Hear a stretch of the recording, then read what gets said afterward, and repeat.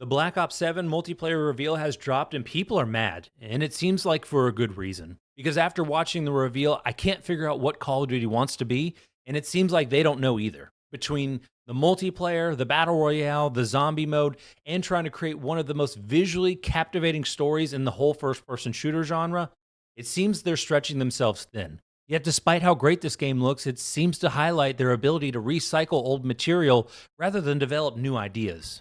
And the saddest part is when the highest comments on your video only talk about pre ordering your direct competition, something needs to be done. During the reveal, we saw the developers proudly talking about these brand new features for Black Ops 7, yet it just felt like a lazy attempt to copy the work of other games, but changing it just enough so hopefully no one will notice.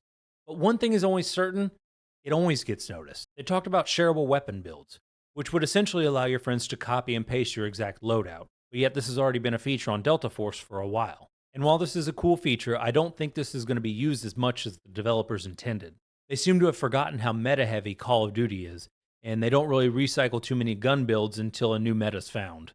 And one of the things they talked about the most was these large objective based game modes, as if Call of Duty's never had an objective based game mode, it's always been team deathmatch. Between domination, ground war, and invasion in the Modern Warfare series, this is nothing new to the Call of Duty franchise. Yet it was very confusing when you hear these developers talking as if it's something new and revolutionary. And I understand it's new to the Black Ops series, but Call of Duty players, this is nothing new. But the one thing that is new in the game mode is their movement ability with a wingsuit. And if it's truly just like a wingsuit and allows you to glide from one point to the other, all they've really done is put Duck Hunt in this game. And whether you like it or not, Call of Duty is now synonymous with omni movements, wall jumps, and really hypermobility. For many, they love it, but for others, this is a hard barrier for entry. Because let's be honest, this is the ultimate sweat mechanic. If someone can't smell your favorite G Fuel flavor emitting from your pores while you lean all the way into your monitor, are you really playing Call of Duty now? And this is where the division in the first person shooter genre comes in. Call of Duty's leaning completely into hypermobility, and Battlefield's trying to do the complete opposite. And to be completely honest, I'm not a fan of Omni Move. And no, it's not because I think it's ruining the game or taking the fun out of the multiplayer.